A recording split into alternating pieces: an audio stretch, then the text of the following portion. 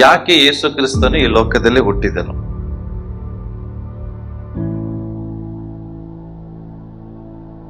ಮತ್ತಾಯನು ಬರೆದ ಸುವಾರ್ತೆ 2ನೇ ಅಧ್ಯಾಯ ಹೇಳ್ತಾ ಇದ್ದಾರೆ, ಆತನಿಗೆ ಅಡ್ಡ ಬೀಳುವುದಕ್ಕೆ ನಾವು ಬಂದಿದ್ದೇವೆ.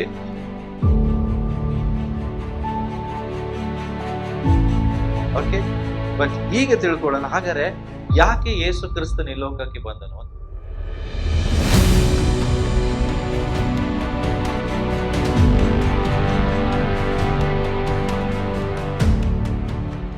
ಯಾಕೆ ಯೇಸು ಕ್ರಿಸ್ತನು ಈ ಲೋಕದಲ್ಲಿ ಹುಟ್ಟಿದನು? ನಾವು ಪಾಪದಿಂದ ಬಿಡುಗಡೆ ಮಾಡಲಿಕ್ಕೆ, ರಕ್ಷಿಸುವುದಕ್ಕಾಗಿ ಕರ್ತನು ಬಿಡುಗಡೆ ನಮ್ಮ ಈ ಲೋಕಕ್ಕೆ ಬಂದನು ಅನ್ನುವಂತ ವಿಷಯ ನಮಗೆ ಗೊತ್ತಿದೆ. ಇದಕ್ಕಿಂತಲೂ ಕೆಲವು ಪ್ರಾಮುಖ್ಯವಾದ ವಿಷಯಗಳನ್ನ ಇವತ್ತು ನಾವು ಕಲೀಲಿಕ್ಕಿದ್ದೇವೆ. ಓಕೆ, ಅದಕ್ಕಿಂತ ಮುಂಚಿತವಾಗಿ ಕೆಲವು ವಿಷಯ ನಿಮ್ ಜೊತೆಗೆ ನಾನು ಮಾತನಾಡ್ಲಿಕ್ಕಿದ್ದೇನೆ. ಸತ್ಯವೇದ ತಂದಂತವರು ಮತ್ತಾಯನು ಬರೆದ ಸುವಾರ್ತೆ 2ನೇ ಅಧ್ಯಾಯ 1ನೇ ವಚನದಿಂದ ಓದುವುದಾದ್ರೆ, ಯೇಸು ಕ್ರಿಸ್ತನ ಜನನ ಬಗ್ಗೆ ನಾವು ಕಾಣ್ತೇವೆ. ಯೇಸು ಕ್ರಿಸ್ತನು ಈ ಲೋಕದಲ್ಲಿ ಆತನು, ಮತ್ತಾಯನು ಬರೆದ ಸುವಾರ್ತೆ 2ನೇ ಅಧ್ಯಾಯ ತೆಗಿತೀರ ಬೈಬಲ್?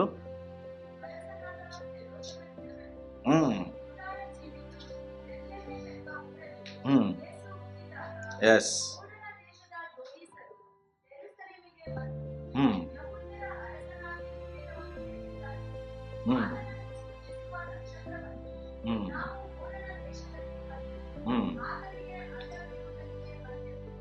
ಎಸ್, ಏನ್ ಹೇಳ್ತಾ ಇದ್ದಾರೆ? ಆತನಿಗೆ ಅಡ್ಡ ಬೀಳುವುದಕ್ಕೆ ನಾವು ಬಂದಿದ್ದೇವೆ. ಇಲ್ಲಿ ಕರ್ತನಾದ ಯೇಸು ಕ್ರಿಸ್ತನು ಬೆತ್ಲೆಹೇಮ್ ಎಂಬ ಒಂದು ಗ್ರಾಮದಲ್ಲಿ, ಊರಲ್ಲಿ ಹುಟ್ಟುವುದರೆ ಇದು ಯೇಸು ಕ್ರಿಸ್ತನ ಜನನ. ಬೆತ್ಲೆಹೇಮ್ ಎಲ್ಲಿದೆ? ಇಸ್ರೇಲ್ ದೇಶದಲ್ಲಿದೆ. ಇಸ್ರೇಲ್ ದೇಶದಲ್ಲಿ ಜೆರುಸಲೇಮ್ ಎಂಬ ಪಟ್ಟಣ, ಅದ್ರ ಒಳಗಡೆ ಇರುವಂತ ಒಂದು ಊರು, ಒಂದು ಗ್ರಾಮ, ಅದರ ಹೆಸರು ಬೆತ್ಲೆಹೇಮ್. ಅಲ್ಲಿ ಯೇಸು ಕ್ರಿಸ್ತನು ಜನಿಸ್ತಾರೆ. ಈ ಯೇಸು ಕ್ರಿಸ್ತನ ಜನನದ ಸುದ್ದಿ ಯಾರಿಗೆ ಗೊತ್ತಾಗ್ತದಂದ್ರೆ, ಮೂಡನ ದೇಶದಲ್ಲಿರುವ ಜೋಯಿಸರಿಗೆ. ಮೂಡನ ದೇಶದ ಜೋಯಿಸರು. ಓಕೆ, ಈ ಜನರಿಗೆ ಯೇಸು ಕ್ರಿಸ್ತನ ಹುಟ್ಟಿದು ಜನನದ ಬಗ್ಗೆ ಸಂದೇಶ ತಿಳಿಸಲ್ಪಟ್ಟಾಗ ಈತನನ್ನು ಹುಡುಕಿಕೊಂಡು ನಕ್ಷತ್ರವನ್ನ ಹಿಂಬಾಲಿಸ್ತಾ ಇವರು ಬರುವುದನ್ನ ನಾವು ನೋಡ್ತೇವೆ. ತಿಳ್ಕೊಡ್ರಿ, ಇವತ್ತು ಸಹ ಯೇಸು ಕ್ರಿಸ್ತನ್ ಜನಿಸಿದ್ ನಮ್ಮೆಲ್ಲರಿಗೂ ಗೊತ್ತಿದೆ. ಕ್ರಿಸ್ಮಸ್ ಅನ್ನುವಾಗ ಯೇಸು ಕ್ರಿಸ್ತನ್ ಈ ಲೋಕಕ್ಕೆ ಜನಿಸಿದನು.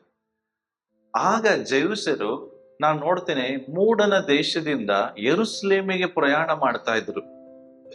ಆತನನ್ನ ಹುಡುಕಿಕೊಂಡು ಬರ್ತಾರೆ. ಏನ್ ಮಾಡ್ಕೊಂಡ್ರಿ? ಯೇಸುವನ್ನು ಹುಡುಕಿಕೊಂಡು ಬರ್ತಾರೆ. ನಿಮ್ಗೆ ಗೊತ್ತಾ ಎಷ್ಟು ಪ್ರಯಾಣ ಮಾಡಿರ್ಬೋದು ಅವರಂತ? ಬಹಳಷ್ಟು ಶಾಸ್ತ್ರ ಜ್ಞಾನಿಗಳು ಅನೇಕ ಸಂಗತಿಗಳನ್ನ ಹೇಳ್ತಾರೆ, ಬಟ್ ನಿಜಾಂಶ ಏನಂತ ಗೊತ್ತಿಲ್ಲ. ಆದ್ರೆ ಮೂಡನ ದೇಶದಿಂದ ಯೆರೂಸಲೇಮಿಗೆ ಅವರು ಒಂಟೆಗಳ ಮೇಲೆ ಅಥವಾ ಕತ್ತೆಗಳ ಮೇಲೆ ಒಂದು ವೇಳೆ ಪ್ರಯಾಣ ಮಾಡಿದ್ರೆ ಅದು ಕನಿಷ್ಠ ಪಕ್ಷ 3 ರಿಂದ 4 ತಿಂಗಳು ತಗೋತದೆ. 2200 ಮೈಲ್ಸ್ ಅಂತ ಕೆಲವರು ಉಲ್ಲೇಖ ಪಡಿಸ್ತಾರೆ, ಕೆಲವರು 1200 ಮೈಲ್ಸ್ ಅಂತ ಕರೀತಾರೆ. 2200 ಮೈಲ್ಸ್ ಅಂದ್ರೆ ಕಿಲೋಮೀಟರ್ ನೋಡೋದಾದ್ರೆ 4000 ಕಿಲೋಮೀಟರ್ ಆಗ್ತದೆ. ಅಷ್ಟು ಇಲ್ಲ ಆದ್ರೂ ಕನಿಷ್ಠ ಪಕ್ಷ ಅದು 2000 ಕಿಲೋಮೀಟರ್ ಆದ್ರೂ ಇದ್ದೇ ಇದೆ. ಅಷ್ಟು ದೂರದ ಪ್ರಯಾಣ ಯಾರು ಮಾಡ್ತಾ ಬಂದ್ರು? ಎದಕ್ಕೋಸ್ಕರ? ಯೇಸುವನ್ನ ಹುಡುಕಿಕೊಂಡು. ಯೇಸುವನ್ನು ಹುಡುಕಿಕೊಂಡು, ತಿಳ್ಕೊಡ್ರಿ, ಆಗಿನ ಟೈಮಲ್ಲಿ ಬಸ್ ಇಲ್ಲ, ರಾತ್ರಿ ಉಳ್ಕೊಳ್ಳಿಕ್ಕೆ ಲಾಡ್ಜ್ಗಳಿಲ್ಲ, ಓಕೆ, ಹೋಟೆಲ್ಸ್ ಸಿಗುದಿಲ್ಲ. ಹಗಲು ರಾತ್ರಿ ಅವರು ಪ್ರಯಾಣ ಮಾಡಿ ಯಾರನ್ನ ಹುಡುಕ್ತಾ ಬರ್ತಾ ಇದ್ದಾರೆ? ಯೇಸು ಕ್ರಿಸ್ತನನ್ನ. ಅದು ನಾವು ನೋಡ್ತೇವೆ. Okay, the wise man sought Jesus ಅಂದ್ರೆ ಯೇಸುವನ್ನ ಹುಡುಕುತ್ತಾ ಬಿದ್ರಂತೆ. ಯೇಸುವನ್ನ ಹುಡುಕಿದ್ರು. ಹೇಗೆ ಹುಡುಕಿದ್ರು? ಆತನನ್ನ ಮೂಡನ ದೇಶದಿಂದ ಯೆರೂಸಲೇಮಿನವರೆಗೂ ಪ್ರಯಾಣ ಮಾಡ್ತಾ ಅವನನ್ನ ಹುಡುಕಿದ್ರು. ಎಷ್ಟೋ ರಾತ್ರಿಗಳನ್ನ ಕಳೆದ್ರು, ಅವ್ರು ಎಷ್ಟು ಎನರ್ಜಿ ಸ್ಪೆಂಡ್ ಮಾಡಿದ್ರು, ಎಷ್ಟು ಸಮಯವನ್ನ ತೆಗೆದ್ರು. ಎದಕ್ಕೆ? ಯೇಸು ಸ್ವಾಮಿಯನ್ನು ಹುಡುಕಿಕೊಂಡು.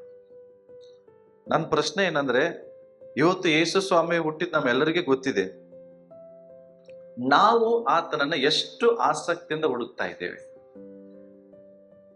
ಅವನು ಹೆರೋದ್ ಬಳಿಗೆ ಬರುವಾಗ ಹೆರೋದು ಸಹ 7ನೇ ವಚನ 8ನೇ ವಚನದಲ್ಲಿ ಹೇಳ್ತಾನೆ, ಹೋಗಿ ಅವನನ್ನು ಹುಡುಕ್ರಿ, ಸಿಕ್ಕಿದ ಮೇಲೆ ನನಗೂ ವಿಷಯ ಹೇಳ್ರಿ ಅಂತ ಹೇಳ್ತಾನೆ.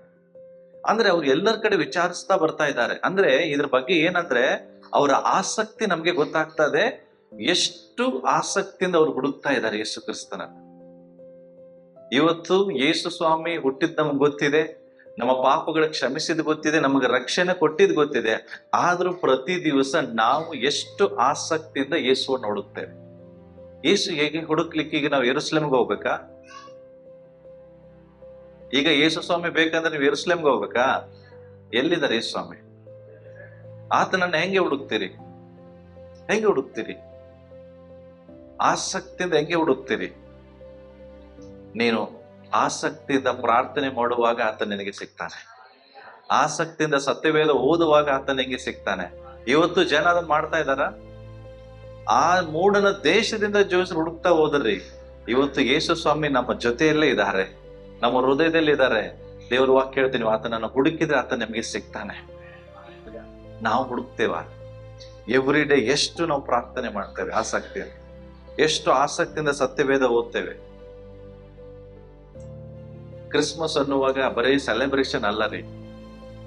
ಕ್ರಿಸ್ಮಸ್ ಅನ್ನುವಾಗ ನೀವು ಅನ್ಕೊಂಡಿರ್ಬೋದು, ಏನೋ ಹೊಸ ಡ್ರೆಸ್ ಹಾಕೊಳ್ಳೋದು, ಓಕೆ, ಒಳ್ಳೆ ಊಟ ಮಾಡೋದು, ಎಂಜಾಯ್ ಮಾಡೋದು, ಇದಷ್ಟೇ ಕ್ರಿಸ್ಮಸ್ ಅಲ್ರಿ. ಇದಕ್ಕಿಂತ ಮಿಗಿಲಾದದ್ದು ತುಂಬಾ ಇದೆ. ನೀವು ಆ ಜೋಯಿಸರ ಕುರಿತಾಗಿ ಓದೋದಾದ್ರೆ ಎಷ್ಟೆಲ್ಲ ಸಂಗತಿಗಳನ್ನ ಅವ್ರು ಮಾಡ್ತಾರೆ. ಬಟ್ ಇವತ್ತು ನಮಗೆ ಕ್ರಿಸ್ಮಸ್ ಏನಾಗಿದೆ, ನಮ್ಮ ಫೋಕಸ್ ಯೇಸು ಸ್ವಾಮಿಯನ್ನು ಹುಡುಕುವುದರಲ್ಲಿಲ್ಲ, ನಮ್ಮ ಫೋಕಸ್ ಎಂಜಾಯ್ಮೆಂಟ್ ಅಲ್ಲಿದೆ. ಕ್ರಿಸ್ಮಸ್ ಅನ್ನೋದೇ ಕರ್ತನನ್ನು ಹುಡುಕುದ್ರಿ. ನಮಗೆ ಆಲ್ರೆಡಿ ಸಿಕ್ಕಿದ್ದಾನೆ, ಸಿಕ್ಕರೂ ಸಹ ಆಸಕ್ತಿಯಿಂದ ಎವ್ರಿ ಡೇ ಆತನ ಹತ್ತಿರದಲ್ಲಿ ನಾವು ಬರಬೇಕು, ಆತನ ಸಮೀಪಕ್ಕೆ ಬರ್ಬೇಕು. ಯಾವಾಗ ಜೋಯಿಸರು ಹೇಗೆ ಅವನನ್ನು ಹುಡುಕಿಕೊಂಡು ಹೋಗ್ತಾರೆ ಹಾಗೆ. ಬರೀ ಅವ್ರು ಹುಡುಕೊಂಡು ಬರ್ಲಿಲ್ಲ, ಎದಕ್ಕೆ ಹೋಗ್ತಾ ಇದ್ರಂತೆ? ಎದಕ್ಕೆ ಅಂತೆ? ಅಡ್ಡ ಬೀಳುವುದಕ್ಕಾಗಿರಿ. ಸುಮ್ನೆ ಬರ್ತಾ ಇಲ್ಲ ಅವ್ರು. ಎಲ್ಲಿ ವಾಕ್ಯ ಹೇಳ್ತದೆ, ಅವರು ಆತನನ್ನ ಅಡ್ಡ ಬೀಳುವುದಕ್ಕಾಗಿ, ಆತನನ್ನ ಆರಾಧಿಸುವುದಕ್ಕಾಗಿ ಅವ್ರು ಬರ್ತಾ ಇದ್ದಾರೆ. ಮತ್ತಾಯನ ಬರೆದ ಸುವಾರ್ತೆ 2ನೇ ಅಧ್ಯಾಯದಲ್ಲಿ 11ನೇ ವಚನ ಓದ್ರಿ. ಆ ಆ ಆ ಹ್ಮ್ ಹ್ಮ್ ಸಾಕ್ರಿ. ಇಲ್ಲಿ ನೋಡ್ರಿ, ಮತ್ತಾಯನ ಬರೆದ ಸುವಾರ್ತೆ 2:11 ನಿಜವಾಗಿ ಕಿಂಗ್ ಜೇಮ್ಸ್ ವರ್ಷನ್ ಹೆಂಗೆ ಹೇಳ್ತದೆ, ಅವರು ಆ ಮನೆಗೆ ಬಂದಾಗ ಮಗುವನ್ನು ತಾಯಿ ಮರಿಯಳ ಬಳಿ ಕಂಡು ಅದಕ್ಕೆ ಸಾಷ್ಟಾಂಗವೆರಗಿ. ಅರ್ಥ ಏನ್ ಗೊತ್ತಾ? ಅದಕ್ಕೆ ಸಾಷ್ಟಾಂಗವೆರಗು ಅಂದ್ರೆ ಅಡ್ಡ ಬೀಳ್ತಾರೆ. ಯಾರು? ಜೋಯಿಸರು. ಕರ್ತನಾದ ಯೇಸು ಕ್ರಿಸ್ತನು ಇನ್ನೂ ಕೂಸಾಗಿರುವಾಗಲೇ ಆತ ನನಗೆ ಅಡ್ಡ ಬೀಳ್ತಾರೆ. They fell down. ಸಾಷ್ಟಾಂಗವಾಗಿ ಉದ್ದಗಿ ಬಿದ್ದು ಬಿಡ್ತಾರೆ. ಯಾರಿಗೆ? ಕರ್ತನಾದ ಯೇಸು ಕ್ರಿಸ್ತನಿಗೆ. ಸಾಷ್ಟಾಂಗವೆರಗುವುದ ಇದು ಏನ್ ಸೂಚಿಸ್ತದೆ ಗೊತ್ತಾ ನಿಮಗೆ? ಅಡ್ಡ ಬೀಳುವುದು ಇದು ನನ್ನಲ್ಲಿರುವ ದೀನತೆಯನ್ನು ಸೂಚಿಸ್ತದೆ. ಹ್ಯುಮಿಲಿಟಿ, ಹಂಬಲ್ನೆಸ್ ಅನ್ನು ಸೂಚಿಸ್ತದೆ. ಅವರು ಜೋಯಿಸರ್ ಅಂದ್ರೆ ಯಾರು? ಇಂಗ್ಲಿಷ್ ಅಲ್ಲಿ ಜೋಯಿಸ್, ಕನ್ನಡದಲ್ಲಿ ಜೋಯಿಸರ್, ಇಂಗ್ಲಿಷ್ ಅಲ್ಲಿ ಏನಂತಾರೆ ಗೊತ್ತ ಅವ್ರಿಗೆ? ಜ್ಞಾನಿಗಳು. ಏನ್ ಹೇಳ್ರಿ? Wise mans. ಇಲ್ಲಿ ಬರ್ತಾರೆ ನೋಡ್ರಿ, ವೈಸ್ ಮ್ಯಾನ್.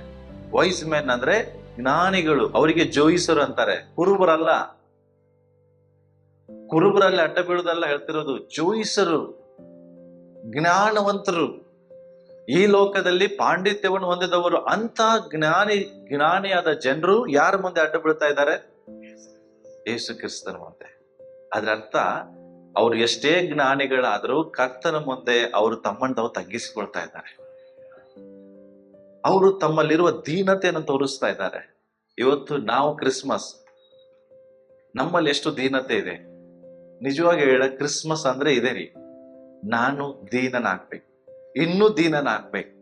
ಬಟ್ ನಾವೇನ್ ಮಾಡ್ತೇವೆ? ನಾವು ಯಾವಾಗಲೂ ನಮ್ಮ ಬಗ್ಗೆ ನಮಗೆ ಒಂದು ಹೆಚ್ಚಳಿಕೆ.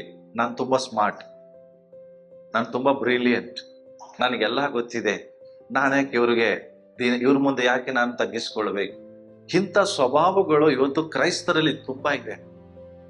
ನಾನು ಹೇಳ್ತೀನಿ, ನೀನು ಎಷ್ಟೇ ಜ್ಞಾನಿಯಾಗಿರು, ಬಟ್ ಆ ಜ್ಞಾನ ನಿನಗೆ ಕರ್ತನು ಕೊಟ್ಟಿದ್ದಾರೆ. ನೀನು ಎಷ್ಟೇ ಸ್ಮಾರ್ಟ್ ಆಗಿರು, ಆ ಸೌಂದರ್ಯವನ್ನ ದೇವರು ಕೊಟ್ಟಿದ್ದಾರೆ.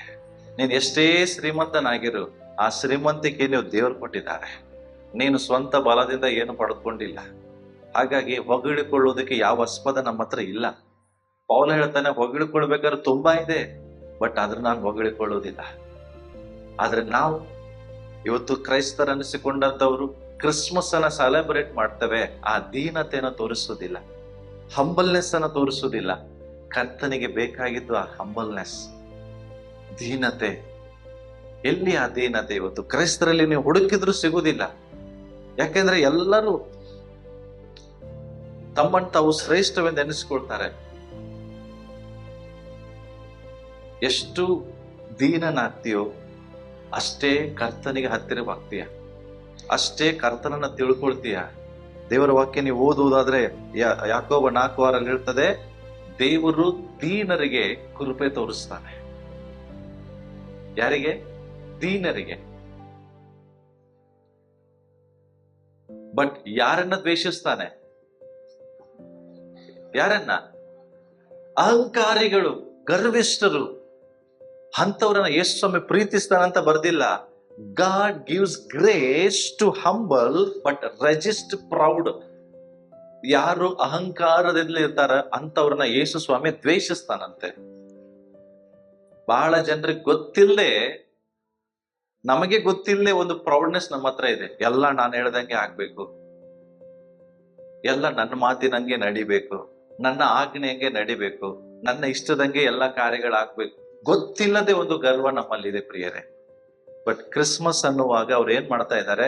ಕರ್ತನಿಗೆ ಅಡ್ಡ ಬೀಳ್ತಾ ಇದ್ದಾರೆ, ಸಾಷ್ಟಾಂಗ ವೆರಗಿಸ್ತಾ ಇದ್ದಾರೆ. ಅರ್ಥ ಏನಂದ್ರೆ ತಮ್ಮನ್ನು ತಾವು ಕರ್ತನ ಮುಂದೆ ಕಂಪ್ಲೀಟ್ ಆಗಿ ತಗ್ಗಿಸ್ಕೊಳ್ತಾ ಇದ್ದಾರೆ. ಸೊ ನಾನು ಹೇಳುದಷ್ಟೇ ನಿಮಗೆ, ದೇವರು ದೀನತೆಯನ್ನು ತುಂಬಾ ಪ್ರೀತಿ ಮಾಡ್ತಾರೆ.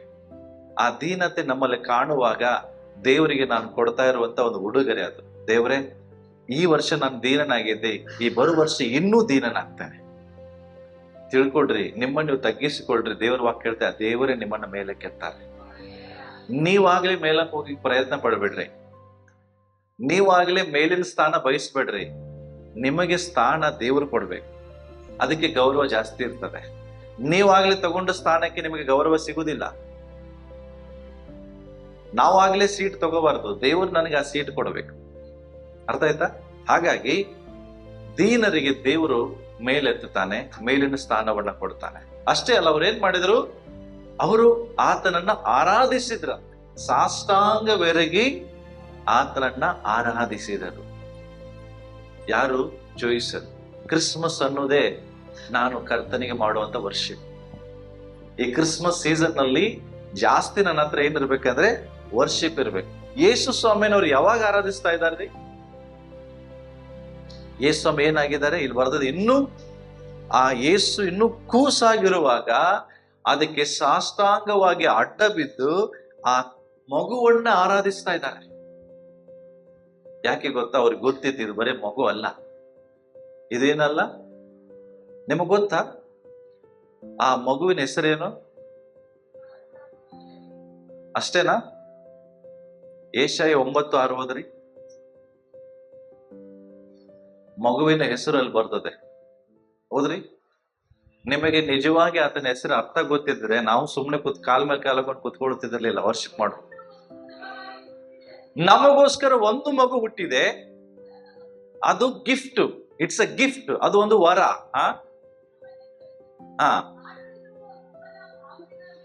ತಿಳ್ಕೊಳ್ರಿ, ಈ ಜೋಯಿಸರು ಆತನಿಗೆ ಅಡ್ಡ ಬೀಳ್ಬೇಕಾದ್ರೆ ಅವ್ರಿಗೆ ಯೆಶಾಯನ ಪುಸ್ತಕದ ಬಗ್ಗೆ ಗೊತ್ತಿತ್ತು. ಒಂದು ಮಗು ಹುಡುತ್ತದೆ, ಅದು ಯಾರು? ಅದು ದೇವರ ಗಿಫ್ಟ್. ಅಷ್ಟೇ ಅಲ್ಲ, ಮುಂದೆ ಹೋದ್ಮ.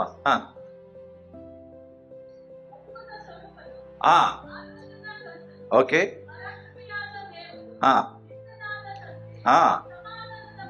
ಓಕೆ. ಏನ್ರಿ? ಸಾಕ್ರಿ. ಅವನ ಹೆಸರು ಏನ್ರಿ? ದೇವರ ವಾಕ್ಯ ಹೇಳ್ತದೆ, ಆ ವರದ ಮಗನು ಆಡಳಿತವು ಆತನ ಬಾಹುವಿನ ಮೇಲೆ ಇರುವುದು, ಆತನು ಅದ್ಭುತ ಸ್ವರೂಪನಾಗಿದ್ದಾನೆ. ಹಲ್ಲೆಲೂಯಾ. ಆಲೋಚನಾ ಕರ್ತನಾಗಿದ್ದಾನೆ. ಆತನ ಹೆಸರಿದೆಲ್ಲ. ಆತನ ಅದ್ಭುತ ಸ್ವರೂಪನು, ಆಲೋಚನಾ ಕರ್ತನು, ಪರಾಕ್ರಮಿಯಾದ ದೇವರು. ಅಷ್ಟೇ ಅಲ್ಲ, ನಿತ್ಯನಾದ ತಂದೆ. ಸಮಾಧಾನ ಪ್ರಭು ಎಂಬುವು ಆತನ ಹೆಸರು. ಈ ಹೆಸರು ಅವರಿಗೆ ಗೊತ್ತಿತ್ತು. ಅದಕ್ಕಾಗಿ ಅವ್ರು ಏನ್ ಮಾಡಿದ್ರು? ಅಡ್ಡ ಬಿದ್ದು ದೇವರನ್ನ ಆರಾಧಿಸಿದ್ರು. ನಾವು ಕ್ರಿಸ್ಮಸ್ ಸೀಸನ್ಗೆ ಬರ್ತೇವೆ, ಆರಾಧನೆ ಮಾಡಂದ್ರೆ ನಿದ್ರೆ ಮಾಡ್ತೇವೆ. ದೇವರನ್ನ ಕರಗಳ ತೆಚ್ಚಿ ಆರಾಧಿಸಿರಂದ್ರೆ ಆಕಳಿಸ್ತೇವೆ. ಯಾಕೆ ಗೊತ್ತಾ? ನಿಮಗೆ ಆತ ಯಾರಂತ ಇನ್ನೂ ಗೊತ್ತಿಲ್ಲ. ಆತನ ಯಾರಂತ ನಿಮಗೆ ನಿಜವಾಗಿ ಗೊತ್ತಾಗಿದ್ರೆ, ಅನುಭವಿಸಿದ್ರೆ ನೀವು ಹಿಂಗಿರುವುದಿಲ್ಲ. ನಿಜವಾಗಿ ಆತನಿಗೆ ಸಾಷ್ಟಾಂಗ ಒರಗ್ತೀರಿ. ಎಂತ ದೇವರನ್ನ ಆರಾಧಿಸ್ತಾ ಇದ್ದೇವೆ, ಎಂತ ಕರ್ತನನ್ನ ಆರಾಧಿಸ್ತಿದ್ದೇವೆ, ಎಂತ ಯೇಸು ಇವತ್ತು ಹುಟ್ಟಿದ್ದಾರೆ. ಸಾಮಾನ್ಯವಾದವರಲ್ರಿ, ಪರಾಕ್ರಮಶಾಲಿಯಾದ ದೇವರು ನಮಗೋಸ್ಕರ ಹುಟ್ಟಿದ್ದಾರೆ. ನಮಗೇನ್ ಗೊತ್ತಾ? ಬೆತ್ಲೆಹೇಮಿನಲ್ಲಿ ಹುಟ್ಟಿದಂದ್ರೆ ಒಬ್ಬ ಬಡ ಮನುಷ್ಯನ ಹಾಗೆ ನಮ್ಗೆ ದೃಶ್ಯ ಬರ್ತದೆ. ಹಲೋ, ಆತನ ಹೆಸರು ಅದಲ್ಲ. ಆತನ ಹೆಸರು ಬೇಕಂದ್ರೆ ಇದನ್ನ ಓದ್ರಿ. ಯೆಶಾಯನ ಪುಸ್ತಕ 9ನೇ ಅಧ್ಯಾಯ 6ನೇ ವಚನದಲ್ಲಿ ಬರ್ತದೆ ನಿಜವಾದ ಆತನ ಹೆಸರು. ಇದು ಅವರಿಗೆ ಗೊತ್ತಾಗಿತ್ತು. ಆ ಮಗುವಿಗೆ ಅಡ್ಡ ಬಿದ್ದು ಆರಾಧನೆ ಮಾಡ್ಲಿಕ್ಕೆ ಸ್ಟಾರ್ಟ್ ಮಾಡ್ತಾರೆ. ಇನ್ನೂ ಕೂಸಿರುವಾಗ. ಅರ್ಥ ಏನ್ ಗೊತ್ತಾ? ಇನ್ನೂ ಕರ್ತನಿಂದ ಏನು ಹೊಂದಿಕೊಳ್ಳದೆ ಇರುವಾಗ ಅವ್ರನ್ನ ಆರಾಧಿಸ್ತಾ ಇದ್ದಾರೆ. ಅರ್ಥ ಆಯ್ತಾ? ಯೇಸು ಸ್ವಾಮಿಯಿಂದ ಏನಾರು ಸಿಕ್ಕಿದೆ ಅವರಿಗೆ? ಏನು ಸಿಕ್ಕಿಲ್ಲ. ಇನ್ನು ಏನು ಸಿಗದೆ ಇರುವಾಗ ಕರ್ತನಿಗೆ ಅಡ್ಡ ಬಿದ್ದು ಆರಾಧಿಸ್ತಾ ಇದ್ದಾರೆ. ಇವತ್ತು ದೇವರು ಎಲ್ಲ ನಮಗೆ ಕೊಟ್ಟಿದ್ದಾರೆ, ಆದ್ರೂ ಆತನ ಆರಾಧಿಸ್ತಾ ಇದ್ದಾರೆ. ಇದು ನಮಗೂ ಅವರಿಗಿರುವಂತ ವ್ಯತ್ಯಾಸ. ಕ್ರಿಸ್ಮಸ್ ಅದ್ರೇನೆ ಕರ್ತನಿಗೆ ಅಡ್ಡ ಬಿದ್ದು ಆರಾಧಿಸು. ಎಷ್ಟು ದೇವರು ಸಹಾಯ ಮಾಡಿದ. ಯಾರಾದ್ರೂ ಹಳೆ ಬಟ್ಟೆ ಹಾಕೊಂಡಿದ್ರೆ ಕ್ರಿಸ್ಮಸ್ಸಿಗೆ ಎಲ್ರಿಗೂ ದೇವ್ರು ಹೊಸ ಬಟ್ಟೆ ಕೊಟ್ರು.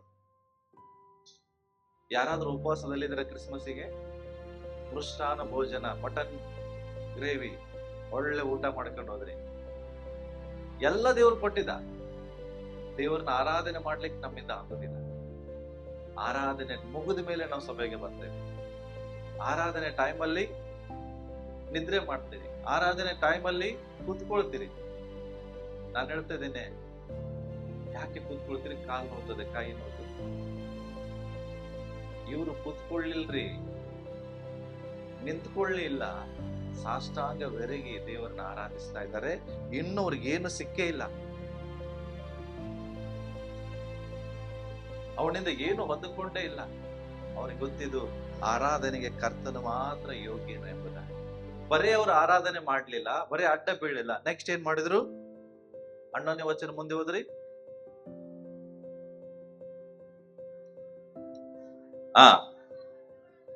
ತಮ್ಮ ಗಂಟುಗಳನ್ನ ಬಿಚ್ಚಿ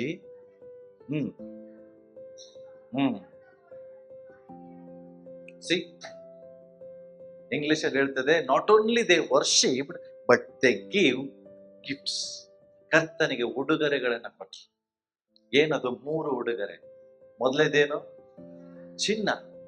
ಅಲೋ, ಎಷ್ಟು ಜನ ಚಿನ್ನ ತಗೊಬಂದಿರಿ ದೇವರಿಗೆ? ಚಿನ್ನ ಎಷ್ಟು ಜನ ತಗೊಬಂದಿರಿ? ನಿಮ್ಗೆ ಗೊತ್ತಾ? ಗೌತಮ್ ಗೊತ್ತಿದೆ ಕೇಳ್ರಿ, ಮಾರುತಿ ಗೊತ್ತಿದೆ ಕೇಳ್ರಿ. ಅವ್ರು ಬ್ಯಾಂಕಿಗೆ ಹೋಗಿ ಹಣ ಹಾಕ್ತಿರ್ತಾರೆ, ಕಾಣಿಕೆ ಅದು ಎಲ್ಲ ಹರಿದಿದ್ ನೋಟಿರ್ತಾವ. ಹೌದಾ? ಚಿಕ್ಕವಲ್ಲಿಗೆ ಹರಿದಿದ್ ನೋಟ್ ಕಟ್ ಆಗಿರ್ತದೆ, ಹಿಂಗ್ ಮುದುಡಿ ಮಾಡಿರ್ತಾರೆ. ಅದನ್ನ ಯಾರಿಗೂ ಬೇಡ ಆಗಿರ್ತದಲ್ಲ, ಅದನ್ನ ಹೊತ್ತಾಕಿರ್ತಾರೆ. ಹೌದಲ್ಲಮ್ಮ? ಅವರೇ ನೋಡಿರ್ತಾರೆ. ಅದಕ್ಕೆ ಇವರು ನಾವು ಬ್ಯಾಂಕಿಗೆ ಹೋಗುವ 4-5 ಟೇಪ್ ಸುತ್ತಿ ಹಚ್ಚಿ ಬ್ಯಾಂಕಿಗೆ ಕೊಡ್ತೀವಿ. ಇದು ನಾವು ಕರ್ತನಿಗೆ ಕೊಡುವ ಸ್ಥಾನ. ಎಲ್ಲಿ ನೋಟ್ ನಡಿಲಿಲ್ಲ ಅಂದ್ರೆ ಅದು ಕಾಣಿಕೆ ಚೀಲದಾಗಿರುತ್ತೆ.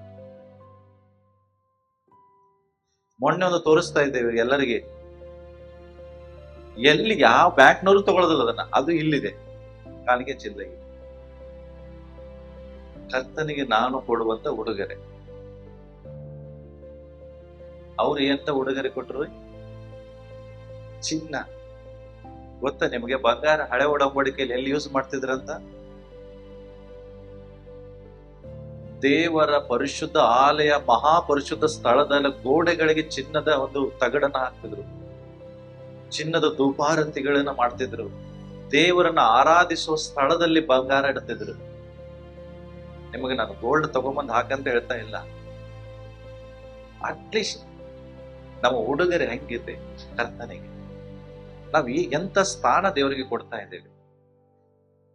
ಯಾವ ಸ್ಥಾನದಲ್ಲಿ ನಾವು ದೇವರನ್ನ ಇಟ್ಟಿದ್ದೇವೆ? ಚಿನ್ನ.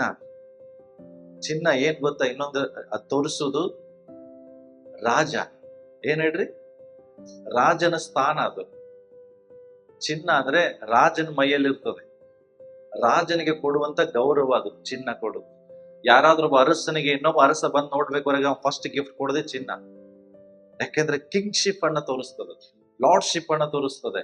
ನನ್ನ ಜೀವಿತದಲ್ಲಿ ಯೇಸು ಯಾರಾಗಿದ್ದಾರೆ ಅರ್ಥ ಮಾಡ್ಕೊಡ್ರಿ. ಯಾರಾಗಿದ್ದಾರೆ? ನಿಜವಾಗಿ ರಾಜ ಆಗಿದಾನ? ಆಗಿದನ್ರಿ? ರಾಜ ಆದ್ರೆ ಏನ್ ಮಾಡ್ತೀವಿ ಗೊತ್ತಾ? ಆತನ ಏನ್ ಹೇಳ್ತಾನೆ ಅದನ್ನ ನಾವು ಮಾಡ್ತೇವೆ. ರಾಜ ಹೇಳ್ದಂಗೆ ಮಂತ್ರಿ ಕೇಳ್ಬೇಕು. ನನ್ನ ಜೀವಿತದಲ್ಲಿ ಅವನ್ ರಾಜ ಆದ್ರೆ ಅವ ಹೇಳ್ದಂಗೆ ನಾವು ಕೇಳ್ತಾ ಇದೀವ ಅಥವಾ ನಾವ್ ಹೇಳ್ದಂಗೆ ಅವ ಕೇಳ್ತಾ ಇದ್ದಾನ? ನಾವು ರಾಜನಿಗೆ ಹೇಳ್ದಂಗೆ ರಾಜ ಮಾಡ್ಬೇಕು, ಆತನಿಗೆ ಅಪ್ಪಣೆ ಕೊಡ್ತೇವೆ ನಾವು. ನೋ, ನೀವು ನಿಮ್ ಜೀವಿತದಲ್ಲಿ ಯೇಸುವೆ ರಾಜ ಆದ್ರೆ ಕರ್ತನು ನನಗೆ ಏನ್ ಹೇಳ್ತಾನೆ ಅದನ್ನ ನಾನು ಮಾಡ್ಬೇಕು. ಕರ್ತ ನನಗೆ ಎಲ್ಲಿ ಹೋಗಂತ ಅಲ್ಲಿ ಹೋಗ್ಬೇಕು.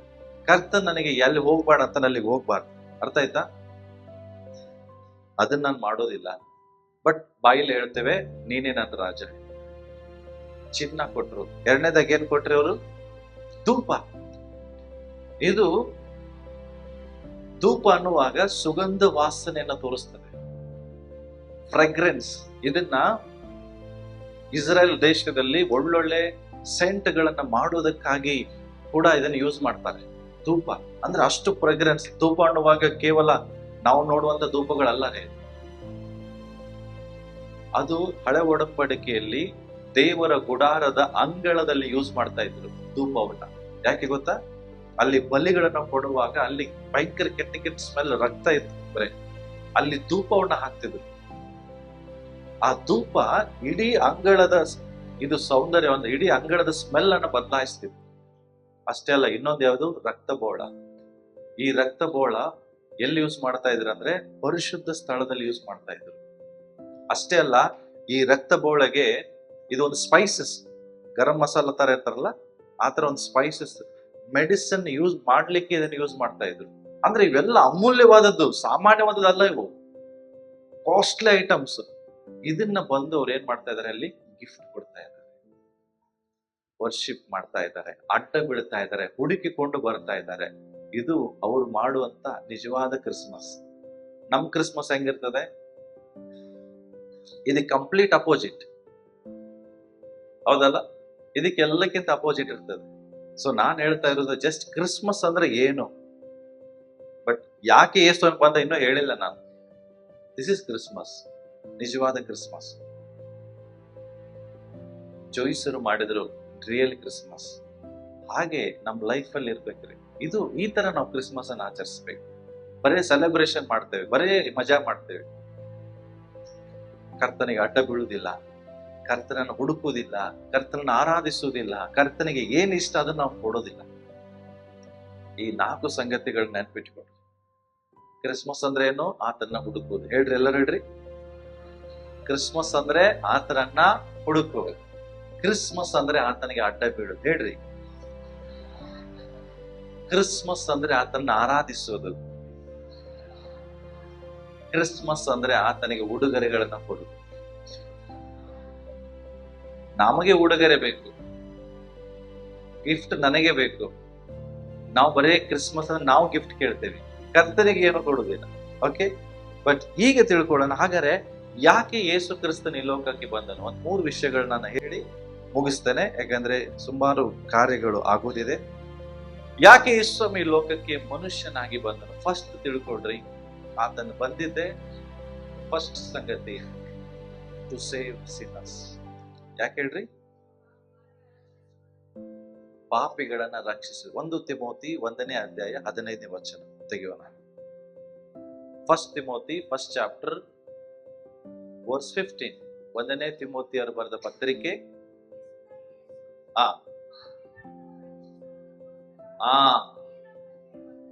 ಎದಕ್ಕೆ ಬಂದನ್ರಿ?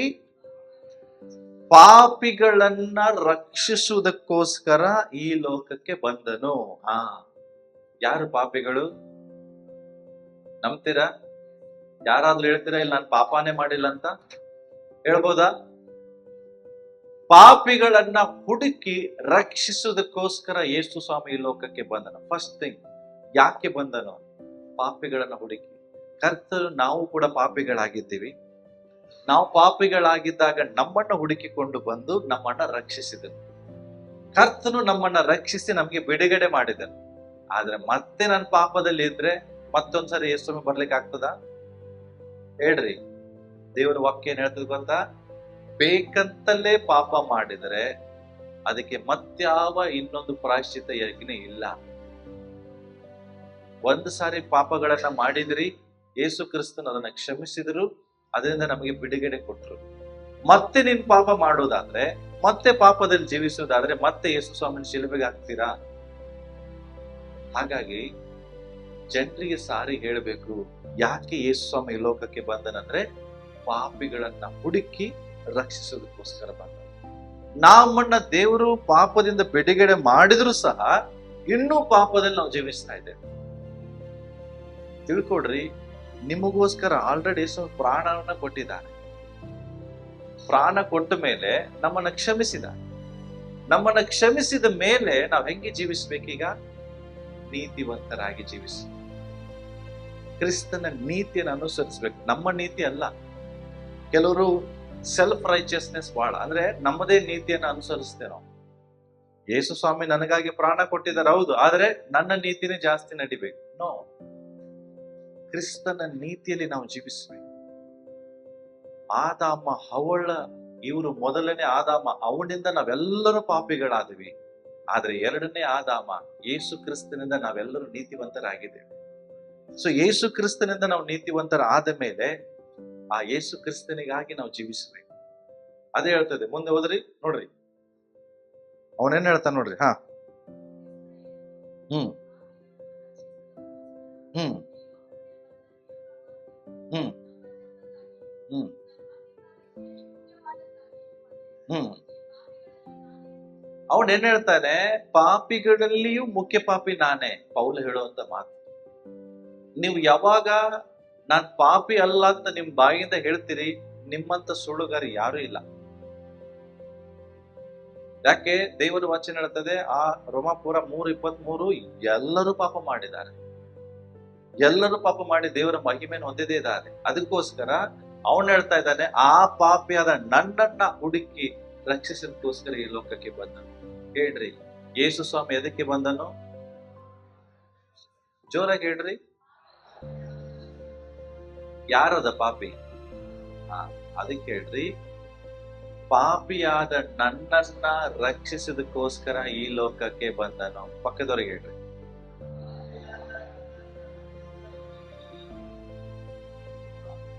ಇದು ಫಸ್ಟ್.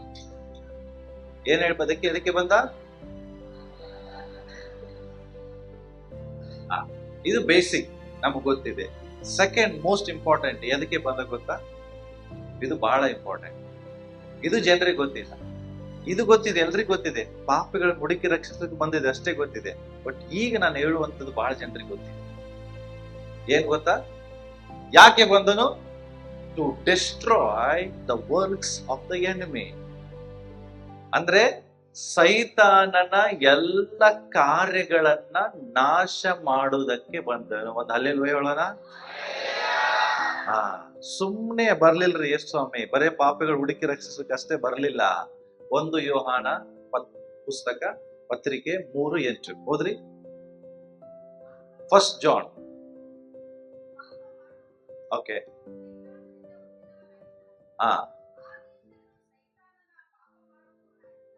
ಹ್ಮ್ ಹ್ಮ್ ಪುರುಷರು ಒಂದ್ಸರಿ ಓದೋಣ. ಪುರುಷರು ಸೈಲೆಂಟ್ ಆಗ್ಬಿಟ್ಟಿದ್ದಾರೆ, ಅದಕ್ಕೆ ಓದ್ರಿ. ನಿಮ್ ಬೈಬಲ್ ಇರೋದು ಓದ್ರಿ, ಇದು ಬೇಡ. 1 ಜಾನ್ 3:8. ಯಾರಿಗೂ ಸಿಗ್ಲೇ ಇಲ್ವಾ ಬೈಬಲ್? ಓಕೆ.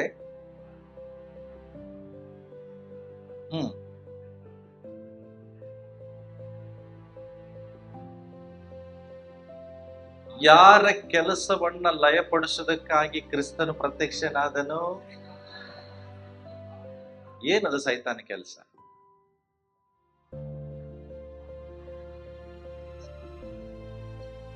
ಇವತ್ತು ಭಯ ನಿಮಗಿದ್ರೆ ಇದು ಯಾರ ಕೆಲಸ? ಇವತ್ತು ಸಮಸ್ಯೆ ಇದ್ರೆ ಇದು ಯಾರ ಕೆಲಸ? ರೋಗದಲ್ಲಿದ್ರೆ ಇದು ಯಾರ ಕೆಲಸ?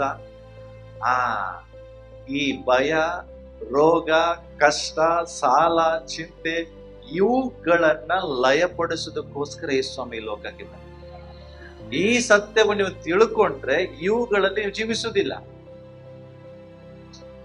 ಯೇಸು ಭಯದಿಂದ ನಮ್ಮನ್ನ ಬಿಡಿಸಿದ್ರು ಸಹ ಇನ್ನೂ ಭಯದಲ್ಲಿ ಜನ ಇದ್ದಾರೆ. ಯಾಕೆ? ಜನರಿಗೆ ಸತ್ಯ ಗೊತ್ತಿಲ್ಲ. ಕರ್ತನು ಆ ಭಯವನ್ನ ಲಯಪಡಿಸಿದಾನ. ನಿಮ್ಗೆ ಗೊತ್ತಾ? ಕರ್ತನು ಸೈತಾನ್ ಏನೆಲ್ಲ ಈ ಲೋಕದಲ್ಲಿ ತಂದು ಹಾಕಿದ್ದಾನೆ. ಸೈತಾನ್ ಬರುವುದು ಎದಕ್ಕೆ? ಕದ್ದುಕೊಳ್ಳುವುದಕ್ಕೂ, ಹಾಳು ಮಾಡೋದಕ್ಕೂ, ಮತ್ತೆದಕ್ಕೂ ಬರುವುದಿಲ್ಲ. ಹಾಗಾದ್ರೆ ಅವನೇನು ಕದ್ದುಕೊಂಡಿದ್ದಾನೆ? ನಿಮ್ಮ ಸಂತೋಷವನ್ನ ತೆಗೆದು ಏನ್ ಕೊಟ್ಟಿದ್ದಾನೆ? ದುಃಖ. ಇದು ಸೈತಾನ ಕೆಲಸ. ಅರ್ಥ ಆಯ್ತಾ? ಓಕೆ, ಸಮಾಧಾನ ತೆಗೆದಿದ್ದಾನೆ. ಓಕೆ, ಸಂತೋಷವನ್ನು ಕದ್ಕೊಂಡಿದ್ದಾನೆ, ಸಮಾಧಾನವನ್ನು ಕದ್ಕೊಂಡಿದ್ದಾನೆ, ಆರೋಗ್ಯವನ್ನು ಕದ್ಕೊಂಡಿ. ಓಕೆ, ಇದಕ್ಕೆ ಎಲ್ಲ ವಿರೋಧವಾಗಿ ನಿಮ್ಗೆ ಏನ್ ಕೊಟ್ಟಿದ್ದಾನೆ? ದುಃಖ, ಭಯ, ರೋಗ, ಸಾಲ, ಬಡತನ ಇವೆಲ್ಲ ಕೊಟ್ಟಿದ್ದು ದೇವರಲ್ಲ. ನೀನ್ ಬಡವನಾಗಿ ಇರುವುದು ದೇವರ ಸಂಕಲ್ಪ ಅಲ್ಲ. ಅಲೋ, ಇಲ್ಲೇ ಇದ್ದೀರಾ? ನೀನು ಸಾಲದಲ್ಲೇ ಸಾಯುವುದು ದೇವರ ಸಂಕಲ್ಪ ಅಲ್ಲ. ಅಷ್ಟೇ, ನಮ್ಗೆ ಇದೇ ನಮ್ ಜೀವಿತ ಇಷ್ಟೇ ಇರ್ಲಿ ಬಿಡ್ರಿ, ನಮ್ಗೆ ಯಾಕೆ? ನಾವು ಸಾಲದಲ್ಲೇ ಸಾಯ್ತೇವೆ, ನಾವು ರೋಗದಲ್ಲೇ ಸಾಯ್ತೇವೆ. ಸಾಯಿರಿ, ಯಾರು ಬೇಡ ಅಂತ. ಬಿಡುಗಡೆ ಹಾಕ್ಬೇಕಾ? ಬಿಡುಗಡೆ ಹೊಂದಬೇಕಾ? ಸತ್ಯ ತಿಳ್ಕೊಡ್ರೆ ಸತ್ಯ ನಿಮ್ಮನ್ನ ಬಿಡುಗಡೆ ಮಾಡ್ತಾರೆ. ಏನ್ ಸತ್ಯ? ಭಯದಿಂದ ಇರುವವರಿಗೆ ಬಿಡಿಸುವುದಕ್ಕಾಗಿ ಸ್ವಾಮಿ ಬಂದಿದ್ದಾರೆ. ರೋಗದಲ್ಲಿರುವವರಿಗೆ ಬಿಡುಗಡೆ ಕೊಡುವುದಕ್ಕಾಗಿ ಸ್ವಾಮಿ ಬಂದಿದ್ದಾರೆ. ಚಿಂತೆಯಲ್ಲಿರುವವರಿಗೆ ಬಿಡುಗಡೆ ಕೊಡುವುದಕ್ಕಾಗಿ ಬಂದಿದ್ದಾರೆ. ನೀನು ಯೇಸುವನ್ನ ತಿಳಿದು ಇನ್ನೂ ಚಿಂತೆ ಮಾಡಿದ್ರೆ ನೀನ್ ನಿಜವಾಗಿ ರಕ್ಷಣೆ ಹೊಂದಿಲ್ಲ. ಚಿಂತೆ ಸೈತಾನ ಕಾರ್ಯ. ಇದನ್ನ ಲಯಪಡಿಸೋದಕ್ಕಾಗಿ ಬಂದಿದ್ದಾರೆ. ತಿಳ್ಕೊಡ್ರಿ. ಒಂದ್ ಸಣ್ಣ ಸ್ಟೋರಿ ಹೇಳ್ತಾನೆ. ಒಂದು ಚಿಕ್ಕ ಬಾಲಕ, ಒಂದು ಹುಡುಗ, ಯವನಸ್ಥ. ಅವನೇನ್ ಮಾಡ್ತಾನೆ? ಒಂದು ಪಾರಿವಾಳವನ್ನ ಮಾರ್ಕೆಟ್ ಇಂದ ತಗೊಂಡ್ಬರ್ತಾನೆ. ಏನ್ ಮಾಡ್ತಾನೆ? ಏನ್ ತಗೊಂಡ್ಬರ್ತಾನೆ? ಇಲ್ಲೇ ಇದ್ದೀರಾ? ಒಂದು ಪಾರಿವಾಳವನ್ನ ಮಾರ್ಕೆಟ್ ಇಂದ ತಗೊಂಡ್ಬರ್ತಾನೆ. ತಗೊಂಡ್ಬಂದು ಏನ್ ಮಾಡಕ್ ಸ್ಟಾರ್ಟ್ ಮಾಡ್ತಾನೆ? ಪಾರಿವಾಳದ ಒಂದೊಂದು ರೆಕ್ಕೆಯನ್ನ ಕೇಳಲಿಕ್ಕೆ ಸ್ಟಾರ್ಟ್ ಮಾಡ್ತಾನೆ. ಏನ್ ಮಾಡ್ತಾನೆ? ಪಾರಿವಾಳವನ್ನ ತಗೊಂಬಂದ ಏನ್ ಮಾಡ್ತಾ ಇದ್ದಾನೆ? ಈಗ ಒಂದೊಂದು ರೆಕ್ಕೆಯನ್ನ ಕೀಳ್ತಾ ಇದ್ದಾನೆ. ಹಾಕಿ ಎಲ್ಲ ತೆಗಿತಾ ಇರುವಾಗ ಅದಕ್ಕೆ ರಕ್ತ ಬರ್ಲಿಕ್ಕೆ ಸ್ಟಾರ್ಟ್ ಆಯ್ತು. ಎದಕ್ಕೆ? ಪಾರಿವಾಳ ನೋವು ಆಗ್ಲಿಕ್ಕೆ ಸ್ಟಾರ್ಟ್ ಆಯ್ತು. ಭಯಂಕರ ಅದಕ್ಕೆ ನೋವು ಸ್ಟಾರ್ಟ್ ಆಯ್ತು. ಏನ್ ಮಾಡ್ತಾ ಇದೆ? ಯಾಕೆ? ಇವನೇನ್ ಮಾಡ್ತಾ ಇದ್ದಾನೆ? ತಗೊಂಬಂದು ಒಂದೊಂದೇ ಜೀವಂತ ಇರುವಾಗಲೇ ಒಂದೊಂದು ರೆಕ್ಕೆ ತೆಗಿತಾ ಇದ್ದಾನೆ. ಇದಕ್ಕೆ ಹರ್ಟ್ ಆಗ್ಲಿಕ್ಕೆ ಸ್ಟಾರ್ಟ್ ಆಯ್ತು. ಕೆಲವು ಕಡೆ ಬ್ಲಡ್ ಬರ್ಲಿಕ್ಕೆ ಸ್ಟಾರ್ಟ್ ಆಯ್ತು. ಆಗ ಒಬ್ಬ ಮನುಷ್ಯ ಅದನ್ನ ನೋಡ್ತಾನೆ. ಅರೆ, ಈ ಮನುಷ್ಯ ಏನ್ ಮಾಡ್ತಾ ಇದ್ದಾನೆ? ಅವಾಗ ಹೋಗ್ತಾನ ಅವನಿಗೆ. ಏನ್ ಮಾಡ್ತಾ ಇದ್ದೀನಿ? ನನ್ ಪಾರಿವಾಳ.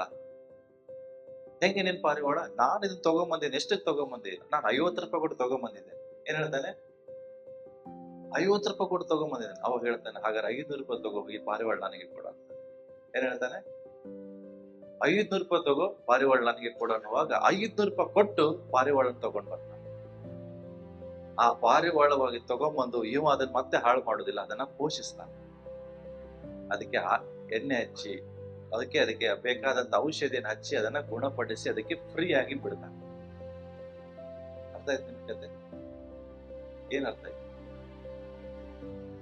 ಇದೇ ಯೇಸು ಸ್ವಾಮಿ ನಿಮ್ ಲೈಫ್ ಅಲ್ಲಿ ಮಾಡಿದ್ವಿ. ಸೈತಾನ ಕೈಯಲ್ಲಿ ನಾವು ಸಿಕ್ಕಾಕೊಂಡಿದ್ವಿ. ಆತನ ಏನ್ ಮಾಡ್ತಾನೆ? ನಮ್ಮನ್ನ ಆಟ ಆಡಿಸ್ತಾ ಇದ್ದ. ನಮ್ ಜೀವಿತದಲ್ಲಿ ಬ್ಯಾಡ್ ಆಗಿದ್ದ ಎಲ್ಲವನ್ನ ತಗೊಂಡ್ ಬರ್ತಾ ಇದ್ದ. ದುಃಖ, ಚಿಂತೆ, ರೋಗ ಎಲ್ಲವನ್ನ ತಂದು ಹಾಕ್ತಾ ಇದ್ದ. ಆಗ ಯೇಸು ತನ್ನ ಅಮೂಲ್ಯವಾದ ರಕ್ತವನ್ನ ಕೊಟ್ಟು ನಿನ್ನನ್ನ ನನ್ನನ್ನ ಅಲ್ಲೂಯ್ಯ ಫ್ರೀ. ದೇವರು ನಮಗೆ ಬಿಡುಗಡೆ ಕೊಟ್ಟು ಸೈತಾನ ಕಾರ್ಯಗಳನ್ನು ಲಯಪಡಿಸುವುದಕ್ಕಾಗಿ ಇದನ್ನು ತಿಳ್ಕೊಂಡ್ರೆ ಇದು ಎಂತ ಪ್ರೀತಿ ಸಮಯ. ಆತನ ಪ್ರೀತಿ ಎಂತ ಪ್ರೀತಿ ಗೊತ್ತಾ? ಅಗಾಪೆ ಪ್ರೀತಿ ಅಂತ ಕರೀತಾರೆ. ಅಗಾಪೆ ಪ್ರೀತಿ ಅಂದ್ರೆ ಅನ್ಕಂಡೀಷನಲ್ ಲವ್, ಸೆಲ್ಫ್ಲೆಸ್ ಲವ್. ಆ ಪ್ರೀತಿಯಲ್ಲಿ ಯಾವ ಸ್ವಾರ್ಥ ಇಲ್ಲ, ಯಾವ ಕಂಡೀಷನ್ ಇಲ್ಲ. ಅಂತ ಪ್ರೀತಿ ಯೇಸು ಕ್ರಿಸ್ತರು ಮಾಡಿದ್ದಾರೆ. ಇವತ್ತು ನಾವ್ ಯಾರಿಗಾದ್ರೂ ಪ್ರೀತಿ ಮಾಡ್ಬೇಕಾದ್ರೆ ನಮ್ಮ ಪ್ರೀತಿಯಲ್ಲಿ ಕಂಡೀಷನ್ ಇರ್ತದೆ. ನೀ ನನ್ನನ್ನು ಪ್ರೀತಿಸಿದ್ರೆ ನಾನು ನಿನ್ನನ್ನು ಪ್ರೀತಿಸ್ತೇನೆ, ಕಂಡೀಷನ್. ಯಾರಿಗಾದ್ರೂ ಪ್ರೀತಿ ಮಾಡುವಾಗ ಸೆಲ್ಫಿಶ್ ಇರ್ತದೆ, ಸ್ವಾರ್ಥ. ನನ್ನನ್ನೇ ಮಾತ್ರ ಪ್ರೀತಿ ಮಾಡಬೇಕು ಅಂದ್ರೆ ನಾನು ನಿನ್ನನ್ನು ಪ್ರೀತಿಸ್ತೇನೆ. ಆದ್ರೆ ಯೇಸು ಸ್ವಾಮಿ ಹಂಗೆ ಮಾಡ್ಲಿಕ್ಕೆ. ನಾವು ಯೇಸು ಕ್ರಿಸ್ತನಿಗಿಂತ ಹೆಚ್ಚಾಗಿ ಲೋಕವನ್ನು ಪ್ರೀತಿಸ್ತೇವೆ, ಆದ್ರೂ ಯೇಸು ನಮ್ಮನ್ನು ಪ್ರೀತಿಸಿದ. ನಾವು ಯೇಸು ಸ್ವಾಮಿನ ಪ್ರೀತಿ ಮಾಡುವ ಕಂಡೀಷನ್ ಆಗ್ತೇವೆ. ದೇವರೇ, ನಾನು ಈ ವರ್ಷ ಬಹಳ ಆರಾಧನೆ ಮಾಡ್ತೇನೆ, ನೀ ನನಗೆ ಇದನ್ನು ಕೊಡು, ಅದನ್ನ ಕೊಡು, ಇದನ್ ಮಾಡು. ಕಂಡೀಷನ್. ಈ ಕೆಲಸ ನನ್ನ ಜೀವಿತದಲ್ಲಿ ಮಾಡಿದ್ರೆ 3 ದಿನ ಉಪವಾಸ ಮಾಡ್ತೇನೆ. ಕಂಡೀಷನ್ ಹಾಕೋದಿಲ್ವಾ ನೀವು? ನಿಮಗೆ ಗೊತ್ತಿಲ್ಲದಂಗೆ ಎಷ್ಟೋ ಕಂಡೀಷನ್ ಹಾಕಿರ್ತೀರಿ ದೇವರಿಗೆ. ಆದ್ರೆ ದೇವರು ಯಾವ ಕಂಡೀಷನ್ ಹಾಕದೆ ದೇವರು ನಮ್ಮನ್ನ ಏನ್ ಮಾಡಿದ್ದಾರೆ? ಪ್ರೀತಿ ಮಾಡಿದ್ದಾರೆ. ಪ್ರಿಯ, ಇದು ಯೇಸು ಕ್ರಿಸ್ತನ ನಮ್ಮ ಜೀವಿತದಲ್ಲಿ ಮಾಡಿದಂತ ಒಳ್ಳೆ ಉತ್ತಮವಾದ ಕೆಲಸ. ಓಕೆ, ಸೊ ಅದಕ್ಕೋಸ್ಕರ to destroy the works of the devil, ಸೈತಾನನ ಎಲ್ಲ ಕಾರ್ಯಗಳು, ಭಯ, ಆತಂಕ ಎಲ್ಲವನ್ನ ಲಯಪಡಿಸೋದಕ್ಕೋಸ್ಕರ ಈ ಲೋಕಕ್ಕೆ ಬಂದಿದ್ದಾನೆ. ಓಕೆ, ಲಾಸ್ಟ್ ಥಿಂಗ್ ನಾನು ಹೇಳಿ ಮುಗಿಸ್ತೇನೆ. ಯಾಕೆ ಯೇಸುಸ್ವಾಮಿ ಈ ಲೋಕಕ್ಕೆ ಬಂದ್ರು ಅಂದ್ರೆ ಟು ಶೇರ್ ಗುಡ್ ನ್ಯೂಸ್. ಅಷ್ಟೇ, ಅದು ಬಹಳ ವಿಷಯ ಇದೆ. ನಾವೆಲ್ಲರೂ ವಾಕ್ಯವನ್ನು ಓದಿಕೊಳ್ಳಿ. ಯೆಶಾಯನ ಪ್ರವಾದನೆ ಗ್ರಂಥ 61ನೇ ಅಧ್ಯಾಯ. ಯೆಶಾಯನ ಪುಸ್ತಕ ಕಂಪ್ಲೀಟ್ ಆಗಿ ಯೇಸು ಕ್ರಿಸ್ತನ ಒಂದು ಬರೋಣದ ಕುರಿತಾದಂತ ಒಂದು ಪ್ರವಾದನೆಯಲ್ಲಿ ನಾವು ನೋಡ್ತೇವೆ. 61ನೇ ಅಧ್ಯಾಯದ 1ನೇ ವಚನದಿಂದ ನಾವು ಓದಿಕೊಳ್ಳೋಣ. ಓಕೆ, ಎಸ್, ಸಿಕ್ಕೋರಿ. ಫಸ್ಟ್, ಕರ್ತನು ನಮಗೆ ಬಂದಿದ್ದೇ ಶುಭ ವರ್ತಮಾನ, ಗುಡ್ ನ್ಯೂಸ್. ಗುಡ್ ನ್ಯೂಸ್ ತಿಳ್ಕೊಡ್ರಿ. ಒಂದು ಗೋಲ್ಡ್ ತೆಗೆದುಕೊಳ್ಳೋದು ಗುಡ್ ನ್ಯೂಸ್ ಅಂತೇವೆ, ಮನೆ ಕಟ್ಟೋದು ಗುಡ್ ನ್ಯೂಸ್, ಕಾರ್ ತಗೊಳ್ಳೋದು ಗುಡ್ ನ್ಯೂಸ್, ಮದುವೆ ಆಗೋದು ಗುಡ್ ನ್ಯೂಸ್, ಮಕ್ಕಳಾಗೋದು ಗುಡ್ ನ್ಯೂಸ್. ಇವೆಲ್ಲ ನಿಜವಾದ ಗುಡ್ ನ್ಯೂಸ್. ಬಟ್ ಇದೆಲ್ಲರಿಗಿಂತ ಮಹಾ ಸಂತೋಷ ಉಂಟು ಮಾಡುವಂತ ಸುದ್ದಿ ಯಾವುದಂದ್ರೆ, ನಮಗಾಗಿ ಒಬ್ಬ ರಕ್ಷಕನ ಜನಿಸಿ. ಯೇಸು ಕ್ರಿಸ್ತನ ಈ ಲೋಕಕ್ಕೆ ಬಂದಿದ್ದೇ ನಿಜವಾದ ಶುಭ ಸಮಾಚಾರ, ನಿಜವಾದ ಗುಡ್ ನ್ಯೂಸ್. ಓಕೆ, ಅದು ಶುಭ ಸಮಾಚಾರವನ್ನ ತಿಳಿಸುವುದಕ್ಕೋಸ್ಕರ ಬಂದನು. ಎರಡನೇದೇನು? ಮನ ಮುರಿದವರನ್ನ ವಾಸಿ ಮಾಡುವುದಕ್ಕೂ. ಇಲ್ಲಿ ಬರ್ತದೆ, ಮನ ಮುರಿದವರನ್ನು ಕಟ್ಟಿ ವಾಸಿ ಮಾಡುವುದಕ್ಕೂ ಬಂದಿದ್ದಾನೆ. Broken hearted. He came to bind the broken heart. ಮುರಿದ ಹೃದಯಗಳನ್ನ ಕಟ್ಟುವುದಕ್ಕಾಗಿ ಯೇಸು ಕ್ರಿಸ್ತನು ಬಂದಿದ್ದರು. ಇವತ್ತು ಗೊತ್ತಾ ಪ್ರಿಯರೇ, ಲೋಕದಲ್ಲಿ ಎಷ್ಟೋ ಜನರು ಮನ ಮುರಿದವರಾಗಿದ್ದಾರೆ. ಯಾಕೆ? ಸಮಸ್ಯೆ. ಯಾಕೆ? ಸಾಲ. ಯಾಕೆ? ಚಿಂತೆ. ಯಾಕೆ? ಮೋಸ ಹೋಗಿರ್ತಾರೆ ಜೀವಿತದಲ್ಲಿ. ಮನ ಮುರಿದು ಇವೆಲ್ಲವನ್ನ ಸಮಸ್ಯೆನ ಅನುಭವಿಸಿ ಸುಸೈಡ್ ಮಾಡ್ಕೋತಾರೆ. ಎಂತಿಂತ ಜನರು ಸುಸೈಡ್ ಮಾಡ್ಕೊಂಡಿದ್ದಾರೆ 2024ರಲ್ಲಿ, ಹೌದಲ್ಲ?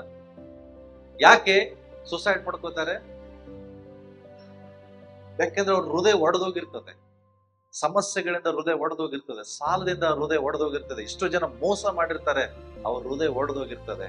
ಆದ್ರೆ ಯೇಸು ಕ್ರಿಸ್ತನು ಬಂದಿದ್ದೆ ಅಂತ ಮುರಿದೋದ ಹೃದಯವನ್ನ ಕಟ್ಟುವುದಕ್ಕಾಗಿ. ಅವರು ಮತ್ತೆ ಜೀವಿತದಿಂದ ತಪ್ಪು ನಿರ್ಧಾರ ತಗೋಬಾರ್ದು. ಅವರನ್ನ ಪ್ರೀತಿಸಿ ಅವರಿಗೋಸ್ಕರ ಮನ ಮುರಿದವರನ್ನ ಕಟ್ಟುವುದಕ್ಕೋಸ್ಕರ ಯೇಸು ಕ್ರಿಸ್ತನು ಈ ಲೋಕಕ್ಕೆ ಬಂದು. ನೆಕ್ಸ್ಟ್ ಏನು? ಸರಿ, ಬಂಧನ, ಖರ್ಚುಗಳು, ಸೈತಾನನ ಬಂಧನಗಳು, ಸಾಂಪ್ರದಾಯಿಕ ಬಂಧನಗಳು, ತಲೆಮಾರುಗಳಿಂದ ಬಂಧನಗಳಿದ್ದಾವೆ. ಇದನ್ನ ಬಿಡುಗಡೆ ಮಾಡುವುದಕ್ಕಾಗಿ ಇವತ್ತು ದೇವರು ಬಂದಿದ್ದಾರೆ. ಪ್ರಿಯರು ತಿಳ್ಕೊಡ್ರಿ, ಒಂದು ವೇಳೆ ಒಬ್ಬ ತಂದೆ ಅವನೇನಾದ್ರೂ ಭಯಂಕರ ಮೋಸಗಾರನು, ಕಳ್ಳನಾದ್ರೆ ಅವನ ಮಗನು ನಿಜವಾಗಿ ಮೋಸಗಾರ, ಕಳ್ಳನೇ ಆಗ್ತಾನೆ. ಒಬ್ಬ ತಂದೆ ವ್ಯಭಿಚಾರ ಮಾಡೋನಾದ್ರೆ ಮಗನು ವ್ಯಭಿಚಾರ ಮಾಡೋನಾಗ್ತಾನೆ. ಅದರ ಅರ್ಥ ಏನು? ತಂದೆಯ ದೋಷದ ಬಂಧನ ಮಗನ ಮೇಲೆ ಇರ್ತದೆ. ಆದ್ರೆ ಯೇಸು ಕ್ರಿಸ್ತನನ್ನ ನೀನ್ ನಂಬುವುದಾದ್ರೆ ಆ ಬಂಧನ ಅಲ್ಲಿಗೆ ಸ್ಟಾಪ್ ಆಗ್ತದೆ, ಅದು ಮಗನ ಮೇಲೆ ಬರುವುದಿಲ್ಲ. ಬೈಬಲ್ ಹೇಳ್ತದೆ, ಶಾಪ 3-4 ತಲೆವರೆಗೂ ಕಂಟಿನ್ಯೂ ಆಗ್ತದೆ. ಬಟ್ ಯೇಸು ಕ್ರಿಸ್ತನ್ ಬಂದಿದ್ದೆ ಅಂತ ಬಂಧನದಿಂದ ಬಿಡಿಸುವುದಕ್ಕಾಗಿ. ತಿಳ್ಕೊಳ್ರಿ, ನಿಮ್ಮ ಮೂಲ ಪಿತೃಗಳು ಅವರೇನಾದ್ರೂ ರೋಗದಲ್ಲಿ, ಅವರೇನಾದ್ರೂ ಇಂಥ ಶಾಪದಲ್ಲಿದ್ರೆ ಆ ಶಾಪ ನಿಮ್ಮ ಮೇಲೆ ಇಲ್ಲ ಈಗ. ಯಾಕೆ ಗೊತ್ತಾ? ಶಾಪದಲ್ಲಿ ಇರುವಂತ ನಮಗೆ ಕರ್ತನ ಬಿಡುಗಡೆ ಮಾಡೋದಕ್ಕಾಗಿ ಲೋಕಕ್ಕೆ ಬಂದ. ಹಲ್ಲೆಲೂಯಾ. ನೆಕ್ಸ್ಟ್, ಬಂದಿಗಳಿಗೆ ತೆರೆಯುವುದನ್ನು ಪ್ರಸಿದ್ಧಪಡಿಸೋದಕ್ಕೋಸ್ಕರ. ನೆಕ್ಸ್ಟ್ ಆ ಆ ಆ ಆ ಆ ಸಿ 2024 ಮುಗಿತಾ ಬಂತು. 2025 ಬರ್ತದೆ. ಅದು ನೂತನ ವರ್ಷ, ಹೊಸ ವರ್ಷ. ಬಟ್ ಈ ಹೊಸ ವರ್ಷ ಶುಭ ವರ್ಷವಾಗಬೇಕಾದಕ್ಕಾಗಿ ಕರ್ತನ ಲೋಕಕ್ಕೆ ಬಂದಿದೆ. ಇಲ್ಲೇನ್ ಹೇಳ್ತದೆ? ಯೆಹೋವನು ನೇಮಿಸಿದ ಶುಭ ವರ್ಷ. ಕರ್ತನು ನಮಗೆ ಪ್ರತಿ ವರ್ಷ ಶುಭ ವರ್ಷವಾಗಿ ನೇಮಿಸಿರ್ತಾನೆ. ಬಟ್ ನಾವು ಅದನ್ನ ಏನ್ ಮಾಡ್ತೇವೆ? ಹಾಳು ಮಾಡ್ಕೊತೇವೆ. ಬಟ್ ದೇವರು ಆಸೆ ಪಡೋದೇನ್ ಗೊತ್ತಾ? ನಿನ್ ಜೀವಿತದಲ್ಲಿ ಬರುವಂತ ಪ್ರತಿಯೊಂದು ಹೊಸ ವರ್ಷ ಅದು ಶುಭ ವರ್ಷವಾಗಿ ಮಾರ್ಪಡ್ಬೇಕು. ಅಷ್ಟೇ ಅಲ್ಲ ಪ್ರಿಯರೇ, ದುಃಖಿತರೆಲ್ಲರನ್ನ ಸಂತೈಸುವುದಕ್ಕಾಗಿ ಕರ್ತನು ಬಂದಿದ್ದಾನೆ. ಹಲ್ಲೆಲೂಯಾ.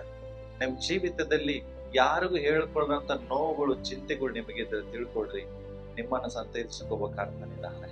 ಆತನ ಹೆಸರೇ ಯೇಸು ಎಂಬುದಾಗಿ. ಓಕೆ, ನೆಕ್ಸ್ಟ್ ನಾವು ನೋಡ್ತೇವೆ, ಯಾರು ಶೋಕಿಸ್ತಾರೆ ಅವರಿಗೆ ಬದಲಾಗಿ ಶಿರೋಭೂಷಣ ಕೊಡುವುದಕ್ಕಾಗಿ, ದುಃಖದಲ್ಲಿದ್ದಂಥವರಿಗೆ ಆನಂದ ತೈಲ ಕೊಡುವುದಕ್ಕಾಗಿ, ಕುಂದಿದ ಮನಕ್ಕೆ ಪ್ರತಿಯಾಗಿ ಉತ್ಸಾಹ ಸ್ತೋತ್ರ ವಸ್ತ್ರಗಳನ್ನ ಒದಗಿಸುವುದಕ್ಕಾಗಿ ಕರ್ತನು ಈ ಲೋಕಕ್ಕೆ ಬಂದಿದ್ದಾನೆ. ಹಲ್ಲೆಲೂಯಾ. ಕ್ರಿಸ್ಮಸ್ ಅಂದ್ರೆ ಈ ಸತ್ಯವನ್ನ ತಿಳ್ಕೊಳ್ಳೋದು. ಇಷ್ಟೆಲ್ಲ ಕಾರ್ಯಗಳನ್ನ ಮಾಡೋದಕ್ಕಾಗಿ ನಮ್ಮ ಕರ್ತನು ಈ ಲೋಕಕ್ಕೆ ಬಂದಿದ್ದಾರೆ. That is Christmas. ಅದೇ ನಿಜವಾದ ಕ್ರಿಸ್ಮಸ್. ಬಡವರಿಗೆ ಶುಭ ವರ್ತಮಾನ, ಬಡವರಿಗೆ ಶುಭ ವರ್ತಮಾನ. ನಿಜವಾಗಿ ಆತ್ಮದಲ್ಲಿ ಬಡವನಾದ್ರೆ ನಿನಗೆ ಒಂದು ಏನು ಶುಭ ವರ್ತಮಾನ, ನಿನಗೆ ಒಂದು ಗುಡ್ ನ್ಯೂಸ್. ಅದೇ ಏನು? ಕರ್ತನು ನಿನಗೋಸ್ಕರ ಬಂದಿದ್ದಾರೆ. ಎದಕ್ಕಾಗಿ? ನಿನ್ನನ್ನು ರಕ್ಷಿಸುವುದಕ್ಕಾಗಿ. ಎರಡನೇದು, ನಿನ್ನ ವಿಷಯದಲ್ಲಿ ಸೈತಾನ ಮಾಡಿದ ಎಲ್ಲಾ ಕಾರ್ಯಗಳನ್ನ ಲಯಪಡಿಸುವುದಕ್ಕಾಗಿ. ಮನ ಮುರಿದವರಾದ್ರೆ ನಿಮ್ಮನ್ನ ಕಟ್ಟಿ ವಾಸಿ ಮಾಡುವುದಕ್ಕಾಗಿ. ಓಕೆ, ಬಂಧನದಲ್ಲಿದ್ರೆ ನಿಮ್ಮನ್ನ ಬಿಡುಗಡೆಗೊಳಿಸುವುದಕ್ಕಾಗಿ. ದುಃಖಿತವರಿದ್ರೆ ನಿಮ್ಮನ್ನ ಸಂತೈಸುವುದಕ್ಕಾಗಿ. ಹಲ್ಲೆಲೂಯಾ. ಅಷ್ಟೇ ಅಲ್ಲ, ಇಲ್ಲಿ ನಾವು ನೋಡ್ತೇವೆ, ನಿಮ್ಮ ಕುಂದಿದ ಮನಕ್ಕೆ ಉತ್ಸಾಹ ಸ್ತೋತ್ರದ ವಸ್ತ್ರವನ್ನು ವಧಿಸುವುದಕ್ಕಾಗಿ ಕರ್ತನು ಈ ಲೋಕಕ್ಕೆ ಬಂದಿದ್ದಾನೆ. ಹಲ್ಲೆಲೂಯಾ. ಕರ್ತನಿಗೆ ಚಪ್ಪಾಳೆ ತಟ್ಟ. Thank you.